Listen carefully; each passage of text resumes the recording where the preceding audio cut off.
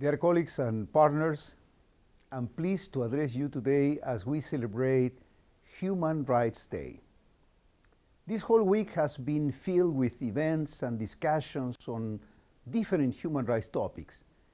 It is an impressive Filipino demonstration of commitment by youth, men and women, workers, the government, civil society, and others.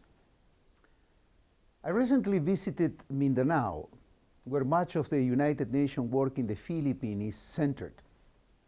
What stands out most are my meetings with people and their great energy and ideas for how to solve challenges they face. Women who spoke passionately about the role in community resilience, youth who think wisely about environmental preservation, local officials who share their vision of a future with clean and fair governance. This gives rise to reflection. Sometimes we categorize people as being at risk or left behind or simply the poor, a group that is somehow distinct and removed from us.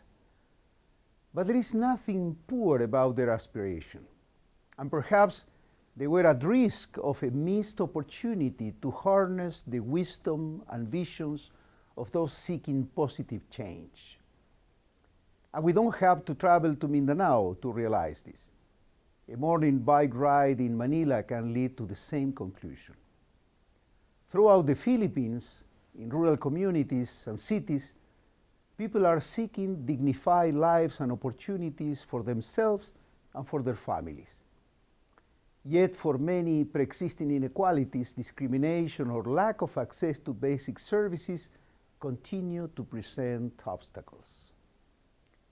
In his call to action on human rights, the UN Secretary General states that the world is at a pivotal moment. He calls for a new social contract with renewed political commitment to equality, with more just distribution of power, resources, and opportunities. He says that since the beginning of the pandemic, the world's 10 richest men saw their combined wealth increase by $500 billion.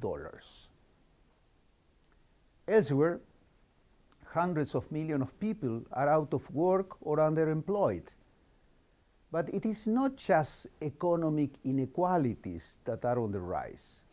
We also see in access to basic services high levels of inequalities, on political voice or in environmental sustainability.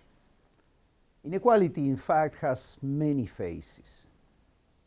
The Secretary General also says, and I quote, that ensuring equal rights and opportunities for women and girls is the single most effective measure we can take to create more stable, peaceful, resilient, and prosperous communities and societies. The Philippines' long-term vision for development, Ambition Nothing, reflects many of these ideas. It talks about Filipinos enjoying by 2040 a comfortable lifestyle with enough to fulfill daily needs and unexpected expenses. It talks about the freedom to work where one desires and to be protected and enabled by a clean, efficient, and fair government. The United Nations works hand in hand with the governments toward these goals through its socioeconomic and peace-building framework, which is our main roadmap for poverty reduction, access to education, health, social protection, and other fundamental rights. It promotes green, inclusive, and sustainable growth, and it supports peace and security. Underpinning all of these goals are human rights. This year, the UN embarked for the first time on a joint program on human rights in the Philippines. Through this program, the UN works with the government, the Commission on Human Rights, and civil society to fulfill human rights.